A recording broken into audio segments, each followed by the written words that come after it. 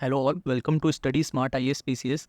I am beyond thrilled to announce that our channel has over 10,000 subscribers now.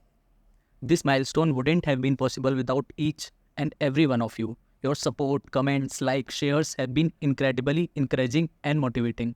Thank you for being part of this amazing journey. आज हम लोग union budget cover करेंगे और साथ में ही UP 2024 का जो बजट आया था फेब में उसको भी हम लोग कवर करेंगे फॉर यूपी पीसीएस. ओके, तो आज हम लोग यूनियन बजट प्लस यूपी का दोनों का ही इस पर्सपेक्टिव में देखेंगे कि यूपी पीसीएस में जिस टाइप के क्वेश्चंस वो पूछता है. ठीक है, चलो स्टार्ट करते हैं. तो देखो, सबसे पहले तो यही देख लेते हैं थोड़ी सी बेसिक पॉलिटी. आर्टिकल 112 क्या कहता है? एनुअल फाइनेंशियल स्टेटमेंट की ये बात करता है. ठीक है, तो कहीं भी कॉन्स्टिट्यूशन में बजट वर्ड मेंशन नहीं है, इसको याद रखना. और इस बार की थीम क्या थी यूनियन बजट की? विकसित भारत. ठीक है, विकसित भारत मतलब डेवलप्ड इंडिया बाय 2047. ठीक है, 2047 तक हम लोग को विकसित भारत होना है, मतलब डेवलप्ड इंडिया होना है. ठीक है, अभी प्रिपेयर कौन करता है ना? ये क्वेश्चन बहुत बार पूछा जा चुका है, यूपी पीसीएस, बीपीएससी सभी में ही पूछा जा चुका है. ठीक है, उसमें जैसे 4 ऑप्शन दे देता है, डिपार्टमेंट ऑफ फाइनेंस है ना, डिपार्टमेंट ऑफ इकोनॉमिक अफेयर्स, और 2-3 डिपार्टमेंट फाइनेंस से रिलेटेड टर्म्स में ही दे देता है. ठीक है, तो उसमें कन्फ्यूज हो जाते हैं. तो इसको याद रखना, department of economic affairs prepare करता है. ओके, कौन सी ministry? Under ministry of finance. ठीक है, तो मिनिस्ट्री तुम लोग को याद रहती है, but department of economic affairs में वो ऐसे ऑप्शन दे देगा कि कन्फ्यूज हो जाओगे. ठीक है, तो इसको पक्का से याद रखना. अब इसमें एक फैक्ट और याद रखना है ना, क्योंकि हम लोग यूपी पीसीएस के पर्सपेक्टिव से देख रहे हैं तो हम लोग को फैक्चुअल चीज़ों पर फोकस करना पड़ेगा. ओके, और इसको हम लोग लाइक जो इसकी अंडरस्टैंडिंग है ना, एनालिसिस पार्ट स्किप करेंगे क्योंकि वो मेंस में आता है. ठीक है, जब मेंस आएगा तो हम लोग उसको देख लेंगे. ठीक है, चलो अभी प्री के लिए फोकस करते हैं. निर्मला सीतारमन का ये 7th वो था, मतलब यूनियन बजट इन्होंने शो किया है, प्रेजेंट किया है. ठीक है, रिकॉर्ड है ये 7th टाइम इन अ रो, सबसे ज़्यादा इन्हीं ने किया है. ओके, मोरारजी देसाई ने 6 टाइम इन अ रो किया था. ठीक है, लाइक कॉन्सिक्यूटिव ईयर्स की बात हो रही है. ठीक है, कॉन्सिक्यूटिव लगातार एक के बाद एक 7 बार इन्होंने दिया है, जो कि रिकॉर्ड है. इससे पहले ये रिकॉर्ड किसके पास था? मोरारजी देसाई, इन्होंने 6 बार दिया था. ठीक है, बट मोरारजी देसाई ने अगर टोटल देखें तो उन्होंने 10 बार दिया था. ठीक है, बट कॉन्सिक्यूटिवली 6 ही बार दिया था. ओके, तो अब ये किसके पास है रिकॉर्ड सबसे ज़्यादा देने के? अगर पूछा जाए कि सबसे ज़्यादा रिकॉर्ड किसने मतलब बजट पेश किए हैं, ठीक है, तो मोरारजी देसाई के बाद पास है. बट अगर कॉन्सिक्यूटिव देखें है ना, इन अ रो, तो Nirmala Sitharaman. Okay, second number पे कौन है मोस्ट में? 9 टाइम्स पी चिदम्बरम. ओके, अब देखते हैं फोकस है ना, ऐसे ही क्वेश्चन आएगा कि कहाँ कहाँ पर फोकस है विकसित भारत के अंदर. ठीक है, तो किस किस पर फोकस है ना, 4 ऑप्शन दे देगा, उसमें एक गलत दे देगा, तो ये याद रखना, रट लेना. ठीक है, अन्नदाता, अन्नदाता मीन्स फार्मर, गरीब पुअर, महिला मीन्स वुमेन, एंड युवा यूथ. इसको ऐसे कुछ निमोनिक बना लो, मैगी टाइप है ना, महिला, अन्नदाता, गरीब, युवा. ओके, तो मैगी हो जाएगा निमोनिक, याद रखना. नेक्स्ट देखते हैं बजट की थीम है ना, तो बजट में किस किस थीम पर मेनली बात हुई है? Employment, skilling, MSME and middle class. ये भी याद रखना है. ठीक है, बजट की थीम एम्प्लॉयमेंट, स्किलिंग, एमएसएमई और मिडिल क्लास. ओके, इसको कैसे याद रख सकते हैं? इसको याद कर लो, जैसे मैस होता है ना, इसमें डबल एम कर दो, बस डबल एस की जगह है ना, MES, मतलब निमोनिक है, कुछ भी बना लो. ठीक है, चलो अब बजट को हम लोग देखते हैं डिटेल में कि बजट में क्या कितने किस चीज़ को पैसा दिया गया है. ओके, नंबर्स में हम लोग देखते हैं. तो हम लोग जानते हैं बजट में एक रिसीट साइड होती है, एक एक्सपेंडिचर साइड होती है ना, ये 4 नहीं होगा. ठीक है, चलो हाँ, तो एक रिसीट साइड होती है, एक एक्सपेंडिचर होती है. रिसीट मतलब पैसा आ कहाँ से रहा है, एक्सपेंडिचर मतलब पैसा जा कहाँ रहा है. ठीक है, अब रिसीट में भी आने में भी 2 अकाउंट होते हैं, एक रेवेन्यू अकाउंट, एक कैपिटल अकाउंट है ना. इसको सबसे अच्छा वैसे तो हम लोग इकोनॉमी में पढ़ेंगे, रेवेन्यू होता है मतलब जो डेली आता है ना, मतलब डेली इसमें से पैसा आएगा और डेली जाएगा. ठीक है, वो होता है रेवेन्यू. कैपिटल होता है कभी कभार आता है, कभी कभार जाता है, ऐसे याद रखो. ठीक है, अब देखो रेवेन्यू रिसीट में कितना पैसा आया है? 3.12 लाख करोड़ LCR. ठीक है, LCR जहाँ भी लिखा होगा वहाँ पे समझ आना लाख करोड़ की बात हो रही है. ओके, तो इन कुछ नंबर्स को हमको याद रखना पड़ेगा. ठीक है, ये पूछता है यूपी पीसीएस में नंबर्स. ओके, डायरेक्ट फैक्ट ही पूछ लेता है, तो ऐसे एग्जैक्ट मत याद करो, बट ऐसे याद कर लो 3.12 लाख करोड़. ओके, इतना हमारा रेवेन्यू रिसीट है. कैपिटल रिसीट कितना है? 1.69 लाख करोड़. ओके, वैसे ही रेवेन्यू एक्सपेंडिचर कितना है? 3.70 लाख करोड़. ओके, और कैपिटल एक्सपेंडिचर ये तो पक्का से याद हो जाएगा. ठीक है, ये पूछा भी मतलब पूछा भी जा सकता है. इंटरेस्टिंग नंबर है ना, 1111117 है. ठीक है, कैपिटल एक्सपेंडिचर की बात हो रही है. ओके, ये पक्का याद रखना. ठीक है, चलो अब कुछ डेफिसिट नंबर भी देखते हैं है ना. ये हम लोग इकोनॉमी में डिटेल में पढ़ेंगे कि फिजिकल डेफिसिट क्या होता है, रेवेन्यू डेफिसिट क्या होता है, effective revenue deficit, primary deficit. ठीक है, तो ये याद रखना. ये फिजिकल डेफिसिट, ये वाला क्वेश्चन तो पता नहीं कितने बार पूछ चुका है, हर साल ही लगभग पूछता है ना. तो तो इसको तो पक्का से ही याद कर लेना, इसको तो भूलना ही नहीं, बाकी करो ना करो बट करने हैं, मतलब चारों ही इंपॉर्टेंट हैं। ओके, तो फिस्कल डेफिसिट कितना है 4.9%, revenue deficit 1.8%, effective revenue deficit इससे कम ही होगा, है ना 0.6%। ओके, इसका 1/3 हो गया ये, ऐसे याद कर लेना। ओके, प्राइमरी डेफिसिट कितना है 1.4%। ओके, ये डेफिसिट इंपॉर्टेंट है, याद रखना, ठीक है। अच्छा, जो सेंटर स्टेट को पैसा देती है ना, उसमें यूपी नंबर 1 पर है, मतलब सबसे ज़्यादा पैसा यूपी के पास आता है। कितना आता है 18%, ठीक है, जो कि अकाउंट कितना करता है 2.23, ठीक है 2.23 लाख, कितना है 2.23 लैक्स करोड़। ओके, एक CR होगा, ठीक है। ओके, तो ये 18% है, ये याद रखना, है ना। UPPCS से पूछ सकते हैं कि सेंटर के ग्रांट्स कितने हैं, share of central tax and duties 18% है। ओके, अब गवर्नमेंट एम क्या कर रहा है फिस्कल डेफिसिट को 4.5% तक लाने का, ठीक है। अभी कितना है 4.9% है ना, ये देखो ऊपर पड़ा था 4.9%, इसको कम करके 4.5% तक लाएंगे, ये एम है, ठीक है। तो ये टारगेट इतना है, ये भी याद रखना। इन्फ्लेशन है ना, ये भी मतलब कंट्रोल में है, 4% टारगेट के जस्ट ऊपर ही है। ओके, कोर इन्फ्लेशन कितना है 3.1%, ठीक है। कोर इन्फ्लेशन क्या होता है, मतलब ओवरऑल इन्फ्लेशन में, हेडलाइन इन्फ्लेशन में इफ नॉन फूड और नॉन फ्यूल का होता है, मतलब फूड और फ्यूल अगर हटा दोगे तो फिर वो कोर इन्फ्लेशन हो जाता है, ठीक है। स्टैंडर्ड डिडक्शन को बढ़ाकर 30,000 पहले था, अब उसको बढ़ाकर 75,000 कर दिया है, ठीक है, ये याद रखना।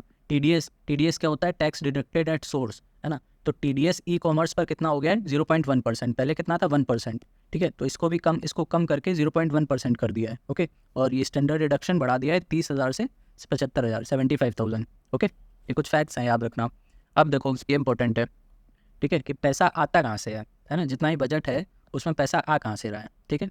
तो इसमें कैसे क्वेश्चन पूछा जाता है, इसमें सीक्वेंस पूछा जाता है। जैसे 4 ऑप्शन दे देगा, है ना, मतलब 4 ऑप्शन नहीं, मतलब 4 चीज़ें दे देगा, इनको अरेंज करो, है ना, फ्रॉम इंक्रीजिंग टू डिक्रीजिंग या फिर डिक्रीजिंग टू इंक्रीजिंग ऑर्डर में, ठीक है। उसमें दे देगा income tax, union excise duty, GST, corporation tax और कस्टम्स, इन्हीं 5 का ही देगा। ये तो याद ही रख लो कि पैसा जो आता है उसमें सबसे ज़्यादा पैसा बोरोइंग एंड अदर लाइबिलिटी से आता है।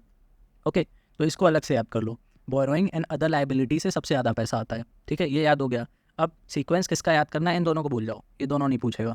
ओके, इन 5 का सीक्वेंस पूछेगा, तो इसको याद करना, ठीक है। अब इसमें क्या सीक्वेंस है, देखो सबसे ज़्यादा है इनकम टैक्स 19%, फिर है GST 18%, फिर है कॉर्पोरेशन टैक्स 17%। ओके, फिर है यूनियन एक्साइज ड्यूटी 5% और 4% कस्टम, ठीक है। तो ये हो गया सीक्वेंस IGC E और C से एक है ये कॉर्पोरेशन टैक्स और फिर है कस्टम्स। ओके, तो ऐसा कुछ निमोनिक बना लो, लेकिन ये याद रखना है, 5 का सीक्वेंस याद रखना है।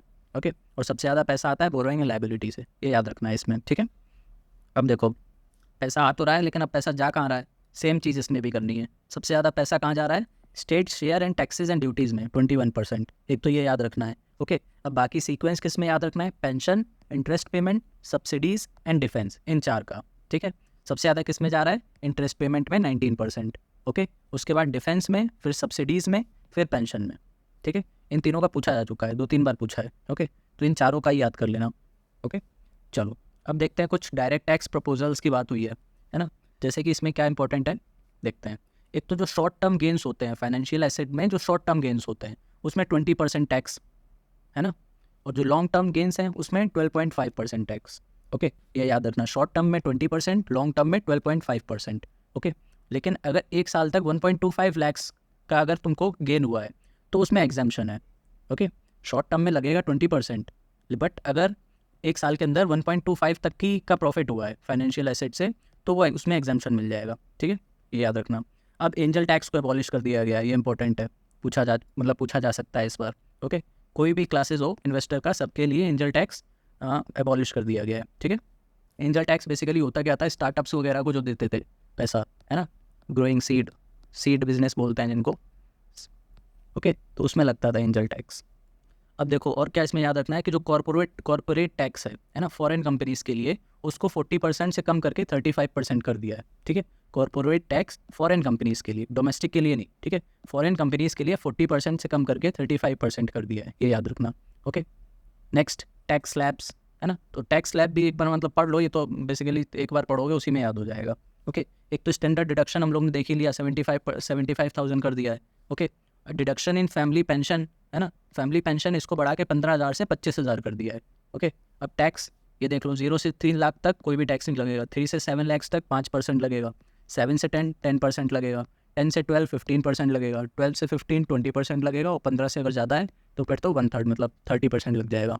ठीक है, ये 15 लाख में ये फीमेल की क्यों लगाई हुई है ना, पता नहीं चलो ठीक है। अब देखते हैं हम लोग मिनिस्ट्री वाइज देखते हैं। ठीक है, तो सबसे ज़्यादा किस मिनिस्ट्री को पैसा मिला है? डिफेंस को। ओके, सबसे ज़्यादा इसको सीक्वेंस याद रखना। ओके, और चाहो तो डिफेंस का ये भी याद कर लेना नंबर भी। ठीक है, सिर्फ डिफेंस का ही याद रखना, बाकी सबका नहीं इंपॉर्टेंट, क्योंकि इसको सबसे ज़्यादा मिला है ना, इसलिए इसको याद रखना इंपॉर्टेंट है। 4.54 लैक्स है ना, ऐसे याद रख लो। ठीक है, 4.5 के आसपास है, ऐसे याद कर लो। ओके, तो सबसे ज़्यादा है डिफेंस को, फिर रूरल को, फिर एग्रीकल्चर, होम, फिर एजुकेशन को। ठीक है, तो इन चारों पाँचों का एक सीक्वेंस याद कर लो। ओके, बस 5 ही याद करो, उसके बाद फिर इतना इंपॉर्टेंट नहीं है। मतलब सीक्वेंस अगर पूछेगा तो इन पाँचों में से ही पूछेगा, और नहीं तो डायरेक्ट ऐसे पूछेगा कि सबसे ज़्यादा किसको मिला है? डिफेंस को। ठीक है, अब देखो स्कीम्स की अगर हम बात करें तो इसमें 2 इंपॉर्टेंट है, एक बार पढ़ लेना, है ना। टोटल 8 दे रखी है, इनको पढ़ लेना। बट इसमें सबसे ज़्यादा इंपॉर्टेंट है एक तो ये मनरेगा, है ना, Mahatma Gandhi national rural employment guarantee act, है ना। इसमें पहले था 60,000 का, अब इसको बढ़ा के कर दिया गया 86,000 का। ठीक है, तो ये नंबर याद रखना, 86,000 मिले हैं किसको? मनरेगा को। ओके, 86,000 रुपीज़ नहीं है, 86,000 लैक्स करोड़ होगा, है ना, नहीं करोड़ है, लैक्स नहीं है। ठीक है, 86,000 करोड़, लैक तो फिर बहुत ज़्यादा हो जाएगा। ओके, और दूसरी इंपॉर्टेंट क्या है? Solar power grid. ओके, इसमें 10,000 करोड़ मिला है। ठीक है, तो इन दोनों के नंबर याद रखना, वैसे तो डायरेक्ट 1000 में है ना, तो याद भी जल्दी हो जाएगा। इसमें 10,000 करोड़, इसमें 86,000 करोड़। ओके, अब देखते हैं नेक्स्ट है, यूनियन बजट में 9 प्रायोरिटीज़ हैं, है ना। इसको डायरेक्ट क्वेश्चन अगर छोटा सा मतलब इजी सा पूछना होगा तो ऐसे ही पूछ लेगा कि यूनियन बजट में कितनी प्रायोरिटीज़ हैं। ठीक है, ऑप्शन दे देगा 7 8 9 10। ठीक है, 9 में टिक लगाना। ओके, थोड़ा सा कठिन बनाना होगा तो इसके अंदर की जो 9 प्रायोरिटीज़ हैं, है ना, उनको पूछ लेगा कि इनमें से कौन सी प्रायोरिटी है, कौन सी नहीं है। ठीक है, तो इसको याद करने के लिए एक निमोनिक याद कर लेना, ये यूपीएससी सिंप्लीफाइड से ली गई है। ठीक है, उन्हीं के टेलीग्राम से लिए है। इसका निमोनिक है सीरियस इंडिया। ठीक है, इंडिया का आई और एन लेना है, डी नहीं लेना है। ठीक है, सीरियस इंडिया, इंडिया का आई और एन लेना है। ओके, अब देखो इसका फुल फॉर्म क्या है। एस से सोशल जस्टिस, ई से एम्प्लॉयमेंट एंड स्किलिंग, आर से रेजिलियंस इन एग्रीकल्चर, आई से इंक्लूसिव ह्यूमन रिसोर्स डेवलपमेंट, ओ से opportunities in innovation and research development, you से अर्बन डेवलपमेंट, एस से सिक्योरिटी, है ना, सिक्योरिटी ऑफ एनर्जी, और आई से इंफ्रास्ट्रक्चर, एन से नेक्स्ट जनरेशन रिफॉर्म्स। ओके, तो ऐसे याद कर लो, अगर कुछ पूछना होगा डिफिकल्ट करके तो यही पूछ लेगा। ठीक है, अब चलो एक एक करके इन 9 प्रायोरिटीज़ को देख लेते हैं, और यूपी पीसीएस के हिसाब से, प्रीलिम्स के हिसाब से, मतलब फैक्ट्स पर फोकस करेंगे, बाकी डिटेल में नहीं जाएंगे। ओके, तो पहली प्रायोरिटी क्या है? Productivity and resilience in agriculture. Okay, तो देखो इसमें क्या याद रखना है, बाकी तो बोल बच्चन बातें हैं मेंस के लिए, इसमें मेन चीज़ ये याद रखनी है, आत्मनिर्भरता, है ना। तो कुछ पूछना होगा, productivity and resilience in agriculture में जो आत्मनिर्भरता है वो किस लिए है, किसके ऊपर है ना। तो आत्मनिर्भरता मतलब तो सेल्फ रिलायंस हो गया, तो ये तो कुछ भी हो सकता है, तो इससे हम लोग गैस नहीं कर पाएंगे। तो ये आत्मनिर्भरता ऑयल सीड्स के लिए है, ये याद रखना, आत्मनिर्भरता ऑयल सीड्स के लिए है यूनियन बजट में। ओके, फिर क्या और याद रखना है, इसमें कुछ नई वेराइटीज़ इंट्रोड्यूस की गई हैं, रिलीज़ की गई हैं। कितनी की गई हैं? 109 new high yielding varieties and 32 horticulture crops की वेराइटीज़। ठीक है, ये याद रखना, ऐसे फैक्ट्स पूछता है यूपी, है ना, बीपीएससी ये पूछता है। 109 high yielding varieties and 32 field and horticulture crops की वेराइटी। ठीक है, चलो अब देखो, और इसमें बाकी से सब बोल बच्चन बातें एक बार रीड कर लेना, बट इंपॉर्टेंट नहीं है। जो जो इंपॉर्टेंट होगा वो हमने या तो हाईलाइट कर दिया होगा, या तो अंडरलाइन कर दिया होगा, और नहीं तो बता देंगे बोल के। ठीक है, और ये प्रिंट फ्रेंडली है ना, तो प्रिंट भी करवा सकते हो पीडीएफ। तो इसमें नेक्स्ट क्या याद रखना है, एक ये डिजिटल पब्लिक इंफ्रास्ट्रक्चर की बात की गई है। इसमें इशुएंस ऑफ जन सामर्थ बेस्ड किसान क्रेडिट कार्ड्स, है ना। अभी जन सामर्थ क्या है? ये एक प्लेटफॉर्म है ना, जिसमें गवर्नमेंट की जो 13 क्रेडिट लिंक्ड स्कीम्स हैं, है ना, उनको एक ही साथ मतलब उनके लिए रजिस्टर कर सकते हैं। ठीक है, जो 13 क्रेडिट लिंक्ड गवर्नमेंट स्कीम्स हैं उनका एक सिंगल डिजिटल प्लेटफॉर्म है रजिस्ट्रेशन के लिए। ठीक है, उसी को ही बोलते हैं जन सामर्थ। ओके, अब देखो सेकेंड प्रायोरिटी क्या है? Employment and skilling. इसमें क्या याद रखना है? इसमें 3 स्कीम्स लॉन्च की गई हैं, स्कीम ए, बी और सी। ठीक है, ए किसके लिए? फर्स्ट टाइमर्स के लिए। ओके, बी किस लिए? ये ईपीएफओ में जो कंट्रीब्यूशन होगा उसमें कुछ रिलैक्सेशन दे देगा, उसमें कुछ इंसेंटिव्स दे देगा उसके लिए। और ये जो ए है ना, इसमें क्या है, जो फर्स्ट टाइमर्स होंगे, है ना, फर्स्ट टाइमर मतलब पहली बार जो एम्प्लॉयमेंट जिनको मिलेगा उनकी जो 1 मंथ सैलरी होगी, है ना, उसका कुछ पार्ट मतलब अप टू 15,000 3 इंस्टॉलमेंट में दिया जाएगा, ऐसी कुछ बात की गई है इसमें। और सी में क्या है कि जो EPFO के अंडर जो भी कॉन्ट्रीब्यूशन होगा एम्प्लॉयर्स का, उसमें 300 पर मंथ 2 साल के लिए रिलैक्सेशन दी जाएगी, मतलब रीइम्बर्स करेंगे उसको एम्प्लॉयर्स को, एम्प्लॉयज़ को नहीं, ठीक है। फिर देखो बाकी सब मेंस के लिए इंपॉर्टेंट है, प्रीलिम्स में नहीं आएगा, ठीक है। अब देखो थर्ड क्या है, inclusive human resource development and social justice. इसमें एक पूर्वोदय की बात हुई है, ओके। पूर्वोदय कौन कौन सी स्टेट्स के लिए बात हुई है ये याद कर लेना, ठीक है। पूर्वोदय मतलब पूर्वांचल से रिलेटेड है ना, तो ईस्ट वाली जितने भी स्टेट्स हैं, बिहार, झारखंड, वेस्ट बंगाल, ओडिशा एंड आंध्र प्रदेश, ठीक है। 5 टोटल स्टेट्स हैं, याद रखना पूर्वोदय में, ठीक है। कौन कौन से, बिहार, झारखंड, वेस्ट बंगाल, ओडिशा, आंध्र प्रदेश। फिर वुमेन्स एंड गर्ल्स के लिए 3 लाख करोड़ दिए गए हैं, ये सब याद नहीं रखना है, ठीक है। प्रधानमंत्री जनजातीय मतलब ट्राइबल्स के लिए कुछ किया गया है, 5 करोड़ ट्राइबल्स के लिए, ये भी नहीं याद रखना है ना। 100 ब्रांचेस IPPB की खोलेंगे, है ना, पोस्ट पेमेंट बैंक की, ये भी नहीं याद रखना है, ठीक है। आंध्र प्रदेश रीऑर्गेनाइजेशन एक्ट के बारे में कुछ कहा गया है ना, ये भी अपने काम का नहीं है, ओके। अब देखो फोर्थ देखते हैं, मैन्युफैक्चरिंग एंड सर्विसेज। इसमें एक ही बात की गई है, मुद्रा लोन्स, है ना, इसको बढ़ाकर, पहले ये 10 लाख था, अब इसको बढ़ाकर 20 लाख कर दिया गया है, किसके अंदर, तरुण कैटेगरी के अंदर, ठीक है। तो इसको समझते हैं, देखो मुद्रा लोन्स, ये लोन्स के लिए होता है, इंटरप्राइजेस को मतलब लोन्स देने के लिए ये स्कीम है, ओके। तो इसमें 3 बेसिकली कैटेगरी होती है, एक होती है शिशु, फिर होती है किशोर और फिर होती है तरुण। शिशु होती है मतलब जो न्यू इंटरप्राइजेस होते हैं, किशोर होती है जो न्यू तो नहीं है, मतलब थोड़े बहुत इस्टेब्लिश हो चुके हैं, है ना। तरुण होती है जो मतलब अच्छे से जो इस्टेब्लिश हो चुके हैं उनके लिए होती है, ठीक है। तो ये शिशु, किशोर और तरुण, ये याद रख सकते हो। तो मुद्रा लोन्स में ये जो तरुण वाली कैटेगरी है ना, पहले उनको 10 लाख का दिया जाता था लोन, बट अब बढ़ा के 20 लाख का कर दिया गया, ओके। बाकी सब रेट कर लेना, ठीक है। अब देखो इंडस्ट्रियल पार्क्स बनाने की बात करी गई है, इसमें 12 इंडस्ट्रियल पार्क बनाने की बात की गई है, ठीक है। तो ये याद रखना, कितने इंडस्ट्रियल पार्क, 12 इंडस्ट्रियल पार्क। वैसे इधर देखो इंटर्नशिप की बात की गई है ना।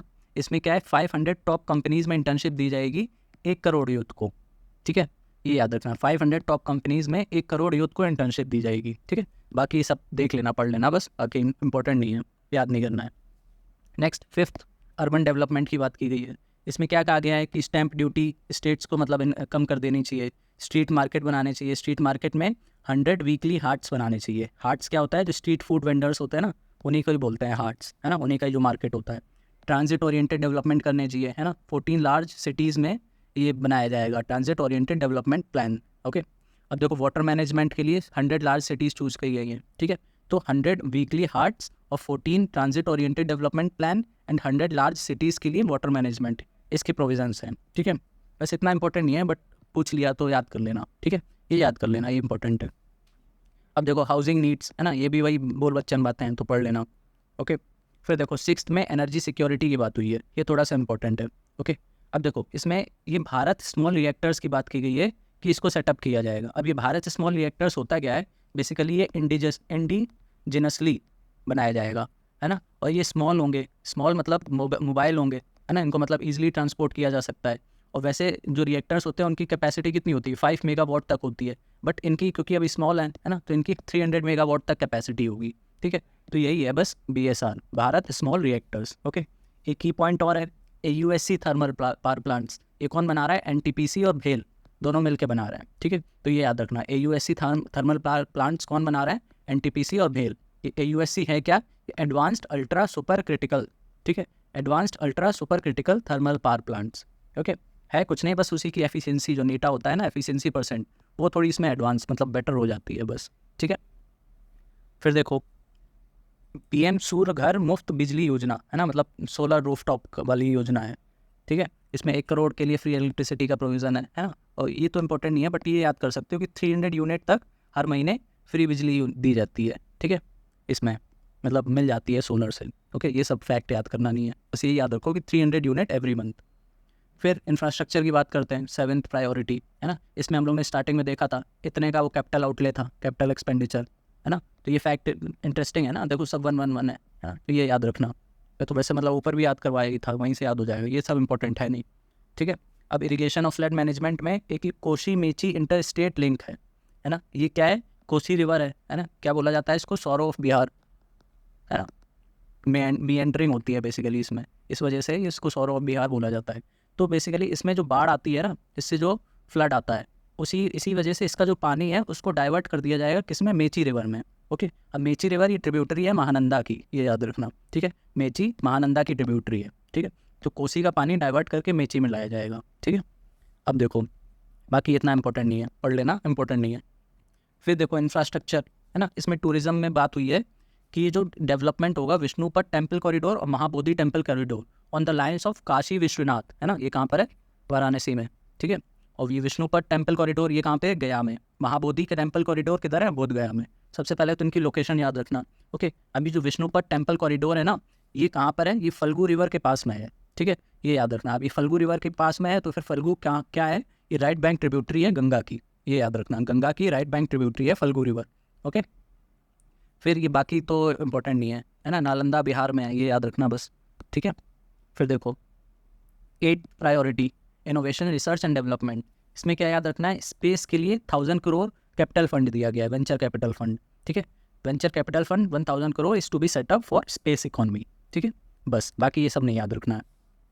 फिर है 9th last next generation reforms, है ना। इसमें देखो क्या बात हुई है, लैंड मतलब इसमें बेसिकली जो लैंड रिकॉर्ड्स होते हैं ना उसकी डिजिटलाइजेशन की बात की गई है, ओके। देखो एक तो यूनिक पार्सल नंबर बनाया जाएगा, भू आधार, है ना, भू मतलब लैंड, ठीक है, लैंड आधार टाइप का सर्वे किया जाएगा, लिंक किया जाएगा, है ना, लैंड रजिस्ट्री स्टैब्लिश होगी। Digitalization of cadastral maps, cadastral maps क्या होते हैं, ये मतलब बेसिकली जैसे मैप होता है ना वैसे ही होता है, बस इसमें जैसे हर एक प्लॉट का एक बाउंड्री होती है ना, जैसे 4 प्लॉट है तो इनकी कुछ बाउंड्री होगी, इसका ओनर कोई और होगा, इसका कोई और होगा, है ना, तो ओनरशिप के हिसाब से इसमें मैप में बनाया जाता है, उसी को बोलते हैं कैडेस्ट्रल मैप्स, ओके। और GIS से सर्वे होगा, है ना, GIS का फुल फॉर्म क्या होता है, जोग्राफिक इंफॉर्मेशन सिस्टम, ये याद रखना, है ना, फुल फॉर्म भी पूछ लेते हैं कभी कभी, ठीक है। तो ये हो गया, तो ये 9 प्रायोरिटीज़ जो थी वो हमारी कवर हो गई, ओके। तो बस यही था बजट में। अब एक ही और था NPS वात्सल, है ना, NPS क्या होता है, नेशनल पेंशन सिस्टम या फिर स्कीम बोल लो, है ना। तो इसमें लाइक वात्सल क्या होता है, माइनर्स, है ना। तो माइनर्स जब मतलब जब तक बच्चा माइनर है तब तक उसके नाम पर उसके जो पेरेंट्स या फिर गार्जियंस हैं वो पैसा जमा कर सकते हैं NPS में उसके नाम पर, ठीक है, यही है NPS वात्सल और कुछ नहीं है। A plan for contribution by parents and guardians for minors in NPS national pension scheme, ठीक है, बस। तो ये हमारा यूनियन बजट खत्म हो गया, इसके बाहर से कुछ भी नहीं आएगा, जितने क्वेश्चंस आएंगे इसी से ही आएंगे, इसी को प्रिंट करवा लेना और इसी को ही रिवाइज कर लेना 2-3 बार बस, ठीक है, और वो भी जितने हाईलाइटेड या फिर अंडरलाइन वर्ड्स हैं बस उसी से ही आएगा, बाकी सब रीड करने के लिए, समझने के लिए, याद करने के लिए नहीं है। अब नेक्स्ट देखते हैं हम लोग उत्तर प्रदेश का बजट, चलो शुरू करते हैं, है ना। तो इसमें एक तो ये याद रखना कि जितना पढ़ा रहे हैं बस उतना ही पढ़ना, है ना, उतने ही फैक्ट्स याद रखना, नहीं फैक्ट्स तो बहुत सारे हैं, कहाँ तक याद रखोगे, है ना। क्वेश्चन आने हैं ज़्यादा से ज़्यादा यूपी बजट के 3 या 4 क्वेश्चन, तो उसके लिए ज़्यादा फैक्ट रखने की ज़रूरत नहीं है, जितना पढ़ा दें बस उतना ही पढ़ लेना, है ना, ट्रस्ट मी वहीं से क्वेश्चन आएगा। तो सबसे पहले देखो बजट की जो थीम थी यूपी बजट की इस बार थी सर्वसमावेशी एंड सर्वस्पर्शी, ठीक है। सर्वसमावेशी का मतलब क्या है, ऑल इंक्लूसिव, और सर्वस्पर्शी का मतलब है taking care of all, okay. ये पिंक बजट था, मतलब इसमें भी मैत्री शक्ति की मतलब वुमेन एम्पावरमेंट की बात की गई है, बात नहीं की गई है, मतलब उसी को ही एज अ सेंट्रल थीम रखा गया है, ओके। अब देखो सबसे पहले तो इसमें साइज ऑफ द बजट देख लेते हैं, है ना। पिछली बार भी क्वेश्चन यहीं से आया था 2022 में भी और 23 में भी, ओके। इसमें डायरेक्ट क्या पूछा था कि बजट का मतलब यूपी बजट का साइज़ कितना है ना। तो ये इंपॉर्टेंट फैक्ट है, इसको याद कर लेना। 7.36 लाख करोड़, पिछली बार कितना था 6.9 लाख करोड़, ओके। तो कितना इंक्रीज हुआ है 6.7%, ये भी याद रखना, ठीक है। 7.36 लाख करोड़, अगर एग्जैक्ट देखें तो 736,437.71 लाख करोड़, ठीक है। चलो फिर देखते हैं हम लोग डिटेल में बजट को नंबर्स में। जैसे हम लोग ने यूनियन बजट में देखा था ना 2 पार्ट थे, वैसे ही सिंपली इसको भी समझो, एक तरफ होगा रिसीट, एक तरफ होगा एक्सपेंडिचर। रिसीट में रेवेन्यू और कैपिटल, वैसे ही एक्सपेंडिचर में भी रेवेन्यू और कैपिटल, ठीक है। इन सब के नंबर्स याद रखने हैं, है ना। डायरेक्ट पूछ लेता है, जैसे साइज़ का पूछ लिया था पिछली बार, है ना, तो इस बार एन हो सकता है एन में से भी कुछ पूछ ले, ठीक है। तो रिसीट का टोटल कितना है 7.21 लाख करोड़, है ना, देखो। और जो एक्सपेंडिचर है वो है 7.36 लाख करोड़, है ना। अब इसमें रेवेन्यू रिसीट्स है 6.07 लाख करोड़ और कैपिटल रिसीट है 1.14 lakh crore. Revenue receipt 5.33 lakh crore, capital receipt 2.04 lakh crore, okay. ये याद करने हैं, ठीक है, इसको हल्के मत लेना, पूछेगा यहीं से। अब देखो कुछ और फैक्ट्स, रेवेन्यू सरप्लस, है ना। अच्छा यूपी जो है वो रेवेन्यू सरप्लस स्टेट है ना, ये याद रखना। यहाँ पे रेवेन्यू सरप्लस है अपना, कितना है 2.97% of GSDP, gross state domestic product, ठीक है। फिजिकल डेफिसिट, है ना, इंपॉर्टेंट है, ऊपर भी बताया था यूनियन बजट में भी, कितना है 3.46% ऑफ GSDP, याद रखना, ठीक है। Revenue surplus 2.97%, physical deficit 3.46%। अब डेट कितना है 32.7% ऑफ GSDP, है ना। नंबर में देखें तो 8.17 लाख करोड़, ओके। अच्छा, इंक्रीज कितना हुआ है कैपिटल आउटले, तो 6.19%। ओके, ये जो कैपिटल आउटले है ना, कैपिटल एक्सपेंडिचर है ना, सॉरी ये गलत लिखा है, ये एक्सपेंडिचर होगा, रिसीट नहीं होगा, एक्सपेंडिचर होगा, ठीक है। तो ये कैपिटल एक्सपेंडिचर जो है उसमें इंक्रीज़ कितना हुआ है पिछले साल से, 6.19%। फिर देखो टॉप 3 डिपार्टमेंट, सबसे ज़्यादा पैसा कौन कौन से डिपार्टमेंट को मिला है, तो सबसे ज़्यादा प्राइमरी एजुकेशन में मिला है, फिर एनर्जी और फिर पुलिस डिपार्टमेंट को, ठीक है। सबसे ज़्यादा एजुकेशन डिपार्टमेंट, फिर एनर्जी डिपार्टमेंट, फिर पुलिस डिपार्टमेंट में। ओके, नंबर याद करना कर पाओ तो कर लेना, बट ये सीक्वेंस ज़रूर याद रखना, है ना। और बाकी के मतलब इंपॉर्टेंट तो टॉप 3 है ना, बाकी के एक बार रीड कर लेना, ठीक है, क्या सीक्वेंस है, किसमें कितना पैसा मिला है। वैसे ही टॉप 3 स्कीम्स किस किस को पैसा मिला है, सबसे ज़्यादा पैसा मिला है जल जीवन मिशन, है ना, इसका नंबर याद कर लेना, 22,000 करोड़, ठीक है, 22,000 करोड़ जल जीवन मिशन में। सेकंड नंबर पे क्या है, सर्व शिक्षा अभियान, इसमें कितना मिला है, 21,310 करोड़। ओके, स्कीम्स के नंबर थोड़े इंपॉर्टेंट होते हैं, है ना, इसलिए पेंशन 12,620 करोड़, 12,620 करोड़, ठीक है। तो ये टॉप 3 हो गई, बाकी इसमें देख लेना। इसमें अच्छा ये मनरेगा भी इंपॉर्टेंट है, ठीक है, 50-60 ऐसे याद कर लेना, 50-60। ओके, 50-60, तो ये 4 याद कर लेना बस, बाकी मत करना। ओके, चलो अब जैसे हम लोग ने यूनियन में देखा था वैसे ही यूपी के लिए भी देखते हैं, पैसा आ कहाँ से रहा है ना, उसमें भी जैसे हमने सीक्वेंस देखा था, इसमें भी हम लोग सीक्वेंस देखेंगे। ओके, तो अच्छा इसमें सबसे ज़्यादा पैसा कहाँ से आ रहा है, स्टेट का ओन टैक्स रेवेन्यू। ओके, ये 37.1% है, और नंबर में देखें तो 2.7 लाख करोड़ है। ओके, तो सेंट्रल टैक्स ट्रांसफ़र 30% होता है, मतलब 30% पैसा सेंट्रल टैक्स ट्रांसफ़र से आता है। नंबर में देखें तो 2.18 लाख करोड़ का है। ओके, बाकी इतना इंपॉर्टेंट नहीं है, ठीक है। तो इसमें सीक्वेंस की बात ही नहीं है, 2 ही हमको याद करना है, ठीक है। सबसे ज़्यादा आता है state own tax revenue, second number पे आता है 30% from central tax transfer, 30%। Okay, next देखो पैसा जा कहाँ रहा है ना, इसमें याद रखना पड़ेगा, क्या याद रखना है, एक तो ये इंटरेस्ट सब्सिडी है ना, चलो हाईलाइट करते हैं, इंटरेस्ट पेमेंट है ना, और फिर सब्सिडी। ओके, और डिवोल्यूशन टू लोकल बॉडीज़, और क्या इंपॉर्टेंट है, ग्रांट एंड एड, ठीक है, बस इतने इंपॉर्टेंट है। तो इन चारों का सीक्वेंस देख लेना। अच्छा, सबसे ज़्यादा किस में जाता है, कैपिटल एक्सपेंडिचर में 21%। ओके, ये याद रखना। अब इंटरेस्ट पेमेंट है 7.3%, फिर है सब्सिडी 3.8%, फिर डिवोल्यूशन टू लोकल बॉडीज़ 3.3%, और ग्रांट्स एंड एड 9%। ओके, तो सबसे ज़्यादा इनका इसमें क्या हो गया, सबसे ज़्यादा ग्रांट एंड एड, फिर इंटरेस्ट पेमेंट, फिर सब्सिडी, फिर लोकल बॉडी, ठीक है। तो ये इन चारों का सीक्वेंस याद रख लेना, तो सबसे ज़्यादा है कैपिटल एक्सपेंडिचर, ठीक है। अब देखो कुछ और इसके फैक्ट्स देख लेते हैं यूपी बजट के, जो पूछ सकता है ना, किसने प्रेजेंट किया, फाइनेंस मिनिस्टर सुरेश कुमार खन्ना ने, है ना। ये अभी तक का सबसे बड़ा बजट है यूपी के हिस्ट्री में, बिगेस्ट बजट है, ये याद रखना। इसमें न्यू स्कीम्स 24,863.57 करोड़ की गई हैं, है ना, न्यू स्कीम्स, इसलिए इंपॉर्टेंट है। अच्छा, इसमें कोई भी प्रोविज़न कंटिजेंसी फंड का नहीं है, ठीक है। ऐसे 22 वाला जो बजट था उसमें भी नहीं था, कंटिजेंसी फंड का कोई भी प्रोविज़न नहीं है।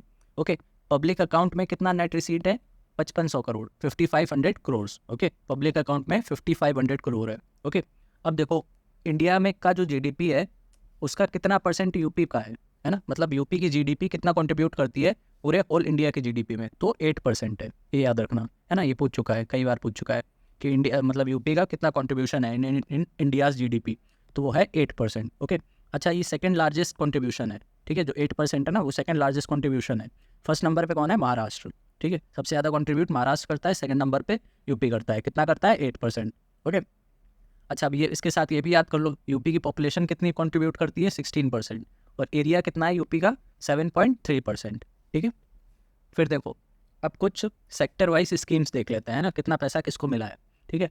तो एग्रीकल्चर का एक तो ये याद रखना कि ग्रोथ कितनी है, 5.1% एग्रीकल्चर में, 1100 करोड़ है ना, मतलब 1100 करोड़ किसके लिए दिया गया है, free water for harvesting crops. Okay, 2.33 lakh crore किसको है, शुगर केन फार्मर्स को, है ना। और इसमें ये याद रखना कि 20 रुपये इंक्रीज़ हुए एसएपी में, एसएपी क्या है, स्टेट एक्वायर्ड प्राइस, है ना, मतलब जिस प्राइस पे स्टेट शुगर केन को खरीदती है उसको बोलते हैं एसएपी, तो उसमें 20 रुपये का इस बार इंक्रीज़ किया गया है, ठीक है।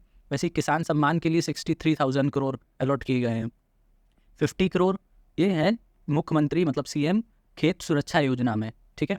अच्छा, 3 न्यू स्कीम भी लॉन्च की गई हैं एग्रीकल्चर के लिए, है ना। कौन कौन सी, स्टेट एग्रीकल्चरल डेवलपमेंट स्कीम, इसके लिए 200 करोड़ अलॉट किए गए हैं, है ना। और एक है world bank assisted UP agrees scheme, है ना, ये वर्ल्ड बैंक असिस्टेड है इसलिए इंपॉर्टेंट है, इसमें भी 200 करोड़ है। फिर ऑटोमेटिक वेदर स्टेशन, है ना, ऑटोमेटिक रेन गॉज, मतलब उसको इंस्टॉल करने के लिए 60 करोड़ अलॉट किए गए हैं, ठीक है। तो ये 3 न्यू स्कीम्स थी। अब 2400 करोड़ ये अलॉट किस लिए किए गए हैं, electricity at concessional rate for private tube wells, है ना, मतलब जो प्राइवेट ट्यूबवेल्स होते हैं उसके लिए जो एनर्जी कंजप्शन होता है, मतलब इलेक्ट्रिसिटी, उसका जो बिल आता है उसको 100% सब्सिडाइज होता है, ठीक है। तो उसी के लिए 2400 करोड़ अलॉट किए गए हैं, ओके। और 449.45, है ना, ऑलमोस्ट 450 करोड़ याद कर लो, ये PM कुसुम योजना के लिए, ठीक है। तो ये इंपॉर्टेंट है, एग्रीकल्चर में ही है इतनी सारी, बाकी सब में तो एक ही एक है, ठीक है। तो यही बस याद रखने पड़ेंगे, बाकी सब तो एक एक लाइन के हैं। अब देखो इंडस्ट्रीज़ में अगर हम लोग सेक्टर में देखें तो 40 लाख करोड़ का इन्वेस्टमेंट मिला है। इन्वेस्टर समिट जो हुई थी उसमें यूपी को 40 लाख करोड़ का इन्वेस्टमेंट में का प्रपोजल है, ठीक है, प्रपोज हुआ है। अब वुमेन से रिलेटेड एक स्कीम है डिस्ट्यूट वुमेन पेंशन स्कीम, है ना। इसमें पहले 500 रुपये मिलते थे, हर महीने 500 रुपये मिलते थे, बट अब इसको बढ़ा के 1000 रुपये कर दिया गया है, ठीक है। तो डिस्ट्यूट वुमेन पेंशन स्कीम, ये इसमें पहले 500 पर मंथ मिलते थे, अब 1000 मिलेंगे, ओके। वैसे ही CM कन्या सुमंगला योजना, इसमें पहले 15,000 मिलते थे, 1 टाइम मिलते थे, अब 25,000 मिलेंगे, ठीक है। हेल्थ के अंदर, है ना, ये जो NRHM है, नेशनल रूरल हेल्थ मिशन, है ना, इसमें जो टोटल ये नेशनल है ना, सेंट्रल सेक्टर स्कीम है, ओके। तो इसमें टोटल आउटले कितना है, 7,350 करोड़ का है। तो 7,350 करोड़ में 1000 करोड़ यूपी को दिए गए हैं, ठीक है। 7350 में 1000 करोड़ यूपी के पास है NRHM में, okay, national rural health mission, okay. अब यूथ के लिए क्या किया गया है, CM युवा उद्यमी विकास अभियान, ठीक है, ठीक है, CM युवा उद्यमी विकास अभियान, इसके लिए 1000 करोड़ अलॉट किए हैं। और स्वामी विवेकानंद युवा सशक्तिकरण योजना, है ना, इसके लिए 4000 करोड़। इसमें बेसिकली क्या होता है, टैबलेट, स्मार्टफोन, लैपटॉप, ये सब बांटे जाते हैं, है ना, तो उसके लिए हैं 4000 करोड़, ठीक है। अब कुछ और इम्पोर्टेंट, एक तो जो इंटरेस्ट रेशियो है वो 8.5% का है इस बजट में, है ना, यूपी के बजट में इंटरेस्ट रेशियो 8.5% का है। प्राइमरी डेफिसिट 4.45% है, ठीक है। फिजिकल डेफिसिट कितना था, अभी हमने ऊपर देखा था, फिजिकल डेफिसिट 3.46% है, ठीक है। चलो, अब टोटल एरिया ऑफ यूपी, मतलब टोटल एरिया कितना है, 241.70 लाख हेक्टेयर्स, ओके। जिसमें से कि जो कल्टिवेटेड एरिया है वो कितना है, 160.95 लाख हेक्टेयर्स, है ना। तो ये कितना हो गया, 66.5% हो गया, ओके। तो इसी के लिए एग्रीकल्चरल ग्रोथ टारगेट कितना रखा गया है, 5.1%, ये हम लोग ने ऊपर भी देखा था, है ना। तो इसी के लिए फिर वाटर भी अलॉट किया गया है 1100 करोड़, ये भी हम लोग ने ऊपर देखा था, ये देखो 1100 करोड़ ग्रोथ, ठीक है। तो वही चीज़ यहाँ पे दोबारा लिखी है, ओके। अब देखो मेन आइटम्स और रेवेन्यू अकाउंट एक्सपेंडिचर, ठीक है, रेवेन्यू अकाउंट है ना, उसमें बेसिकली कहाँ पैसा गया है, ठीक है। तो ये पूरा टेबल है, इसमें क्या याद रखना है, एक तो सबसे ज़्यादा हाईएस्ट इंक्रीज किस में हुआ है, ये देखो 19% का इंक्रीज हुआ है, किसमें, education, sports and art and culture में, ओके। और सबसे ज़्यादा डिक्रीज किस में हुआ है, देखो -8.34% हुआ है ना, हेल्थ और फैमिली वेलफेयर में, ठीक है। तो एक तो ये याद रखना है। और दूसरी क्या याद रखना है कि जो पैसा मिला है उसमें भी सबसे हाईएस्ट इसी को ही मिला है, जिसमें इंक्रीज हुआ है ना, education, sports, art and culture में, ठीक है। ये देखो 92,169.48, है ना, करोड़, ठीक है। तो ये 3 चीज़ें याद कर लेना। अब देखो नेक्स्ट, अभी कुछ वन लाइनर न्यूज़ है ना, जैसे कि यूपी की रैंक क्या थी, मतलब फर्स्ट रैंक किस किस में थी, PM मुद्रा योजना, जनधन योजना, सुरक्षा बीमा योजना, अटल पेंशन योजना और स्वनिधि, ठीक है। स्वनिधि किसके लिए, स्ट्रीट वेंडर्स के लिए, याद रखना, स्ट्रीट वेंडर्स के लिए, ओके। तो फर्स्ट रैंक इन 5 में थी यूपी की। Second rank PM Jeevan Jyoti योजना और DBT ट्रांसफ़र, है ना, डायरेक्ट बेनिफिट ट्रांसफ़र, है ना, उसके अंडर सबसे ज़्यादा जो मतलब मिला है ना, सबसे ज़्यादा DBT ट्रांसफ़र जिस स्टेट ने किया है उसमें सेकंड नंबर पर है यूपी, ओके। अब 7th रैंक पर 2 चीज़ों में, एक्सपोर्ट प्रिपेयरनेस इंडेक्स और मर्केंटाइज एक्सपोर्ट, ठीक है। इन 2 में 7th रैंक पर, ये पुराना डाटा है बट इसके बाद अभी तक आया नहीं है, ठीक है। तो हम लोग इसी को ही मान के चलेंगे अभी तक, export preparedness and merchandise export में दोनों में 7th नंबर पर और 6th नंबर पर लीड्स इंडेक्स में है, ठीक है। अब देखो ये कुछ स्कीम्स के लिए, स्कीम और प्रोजेक्ट्स के लिए एलोकेशन है, ठीक है। तो इसको एक बार पढ़ लेना और हो सके तो याद कर लेना, ओके। जैसे 22,000 करोड़ ये जल जीवन मिशन में मिला है ना, 2881 करोड़ स्टेट हाईवे बनाने के लिए, गंगा एक्सप्रेसवे के लिए 2057 करोड़, है ना, नोएडा एक्सपोर्ट एयरपोर्ट, सॉरी, है ना, इसको और क्या बोला जाता है, जेवार एयरपोर्ट, ये इंपॉर्टेंट है ना, इसको एशिया का लार्जेस्ट एयरपोर्ट बनाया जा रहा है, ठीक है, नोएडा में है ये, इसलिए इंपॉर्टेंट है। इसमें 1150 करोड़ रुपए अलॉट किए गए हैं, है ना। 3000 न्यू टाउनशिप के लिए है, 914 दिल्ली मेरठ RRTS, है ना, रैपिड रेल ट्रांसपोर्ट, है ना, उसके लिए है, तो ये इंपॉर्टेंट है। 395 करोड़ ये कानपुर मेट्रो के लिए, 346 करोड़ आगरा मेट्रो के लिए, ओके। 150 करोड़ ये अयोध्या एयरपोर्ट के लिए, 1750 रिलीजियस कॉरिडोर्स बनाने के लिए, है ना, 2500 करोड़ महाकुंभ के लिए है, ओके। तो वैसे ये लिस्ट है, एक बार रीड कर लेना बस, ठीक है। एरो सिटी अच्छा बनाई जा रही है लखनऊ में, ये याद रखना। एरो सिटी कहाँ पे बनाई जा रही है? लखनऊ में। Okay, on the lines of Delhi, जैसे दिल्ली में है ना, वैसी एरो सिटी लखनऊ में बनाने की कोशिश की जा रही है। ओके, याद रखना, है ना। डायरेक्ट पूछेगा कि कौन सी सिटी में एरो सिटी बनाई जा रही है, तो आंसर होगा लखनऊ। ओके, अच्छा बीडा भी बनाया जा रहा है, जैसे नोएडा है वैसे ही बीडा भी, Bundelkhand industrial development authority. Okay, इसका जो हेडक्वार्टर होगा वो झांसी में होगा, है ना। ये देखो यहाँ पे लिखा हुआ है, ठीक है। अच्छा, ये जो ई श्रम पे रजिस्ट्रेशन होता है ना, उसमें यूपी हाईएस्ट नंबर पर है, मतलब सबसे ज़्यादा जो रजिस्ट्रेशन हुए हैं ना ई श्रम पोर्टल पर, उसमें हाईएस्ट पे है यूपी। ओके, ये 5.1% एग्रीकल्चरल ग्रोथ है, ये हम लोग ने देख ही लिया था। ओके, बाकी क्या याद रखना है कि जो अनएम्प्लॉयमेंट रेट है यूपी का, है ना, वो 2.4% है। ओके, 2.4% अनएम्प्लॉयमेंट रेट है यूपी का, ठीक है, याद रखना। UP becomes the 4th state to have semiconductor policy, ये इंपॉर्टेंट है, ठीक है। सेमी कंडक्टर पॉलिसी बनाने वाला 4th स्टेट बन गया है। इससे पहले कहाँ थी? गुजरात, उड़ीसा और तमिलनाडु में, ठीक है। अब target is to be increased by 31,500 megawatt, ये याद रखना। एनर्जी का टारगेट हमारा कितना है? 31,500। कब तक? 24-25 तक, 2024-25। ओके, मेगावाट, ठीक है। अब देखो ये भी इंपॉर्टेंट है, यूपी पहला स्टेट है जहाँ पे ग्रीन टैगिंग बजटरी एस्टिमेट निकाला गया है, ठीक है। Green tagging budgetary estimate first state in India है, इसलिए इंपॉर्टेंट है। ओके, इसको एक बार रीड कर लेना बस, बाकी इतना कुछ इंपॉर्टेंट नहीं है। जैसे ऐसे क्वेश्चन पूछ सकता है, जो सोलर रूफटॉप कैपेसिटी है वो कितने टाइम्स इंक्रीज हुई है? तो 4 टाइम्स इंक्रीज हुई है। ओके, तो इतना कुछ इंपॉर्टेंट नहीं है, बट एक बार रीड कर लेना बस। ओके, ये देखो ये बता रहे थे ना, जो नोएडा में एयरपोर्ट बन रहा है, जेवार एयरपोर्ट, ओके, वही यहाँ पे लिखा हुआ है, उसके लिए 1150 करोड़ दिया गया है, ठीक है। चलो, इसी के साथ यूपी का बजट भी कंप्लीट हो गया और यूनियन बजट भी कंप्लीट हो गया, है ना। ये टोटल कितने 20 पेजेस की, है ना, 20 पेजेस की स्लाइड है। इसको प्रिंट करा लेना और इसी को ही 3-4 बार रिवाइज कर लेना बस। तो यहाँ से टोटल 5 से 6 क्वेश्चन जो भी आएंगे वो यहीं से आएंगे, है ना, इसके बाहर के कहीं से नहीं आएंगे। और जो भी हाईलाइटेड पोर्सन है बस उसको अच्छे से कर लेना, ठीक है। चलो, thank you and happy revising.